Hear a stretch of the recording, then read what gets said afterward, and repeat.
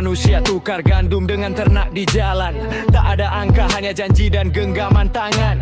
Lalu emas dipilih jadi standar kepercayaan, karena langkah tak berkarat dan tak bisa dimanipulasikan. Lalu kerajaan mulai mencetak koin bertata simbol kuasa. Agama melarang riba tapi pasar ternyata merayap di tiap masa. Perdagangan tumbuh dan perang menuntut biaya. Emas tak lagi cukup, maka lahirlah surat berharga. Bank-bank jadi penitip emas, keluarkan bukti simpanan. Kertas itu jadi uang, dipercaya tanpa pertanyaan. Tapi di balik tinta ada celah eksploitasi. Saat kertas bisa dicetak, lahirlah ilusi inflasi.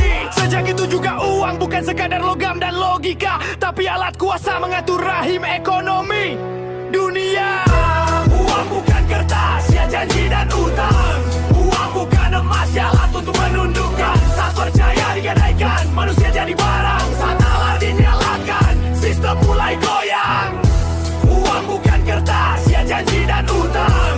Uang bukan emas, ya alat untuk menundukkan. Saat percaya digadaikan, manusia jadi barang. Saat nalar dinyalakan, sistem mulai goyang. 1913 Federal Reserve lahir di ruang tertutup. Bank swasta pegang kendali, konstitusi pun bungkam tertunduk. Mereka kendalikan suplai uang dan inflasi, mengatur nafas bangsa lewat suku bunga dan regulasi. 1944 Bretton Woods dimeteraikan, dolar jadi raja, semua mata uang dikaitkan. Tapi Amerika cetak lebih banyak dari emas yang tersisa. Prancis menagih emas, lalu sistem pun memasar untuk tiba. 1971 Nixon putuskan ikatan emas negara. Fiat money lahir, uang hanya berdasarkan percaya. Tak lagi disokong emas, hanya kekuasaan dan senjata. Dolar jadi simbol global di pasar lewat perang dan tata data. IMF dan Bank Dunia tawarkan pinjaman manis, tapi bunga dan syaratnya mengikat seperti belati dingin mengiris.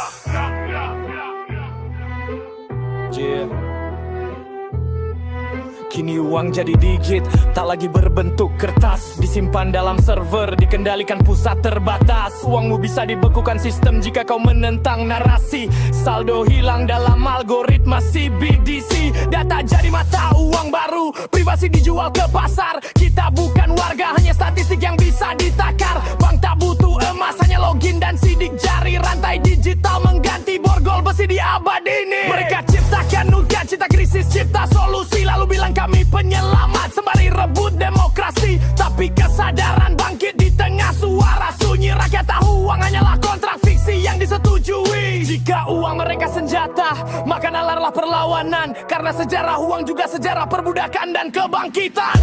Uang bukan kertas, ya janji dan utang. Uang bukan emas, ya alat untuk menundukkan. Saat percaya digadaikan, manusia jadi barang. Saat nalar dinyalakan, sistem mulai goyang. Uang bukan kertas, ya janji dan utang.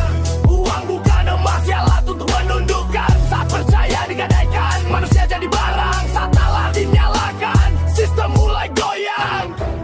Bisik sunyi dari basement bank yang terkunci. Neraca dunia digerakkan, tangan yang tak terlihat tak berbunyi. Mata uang berubah jadi borgol digital.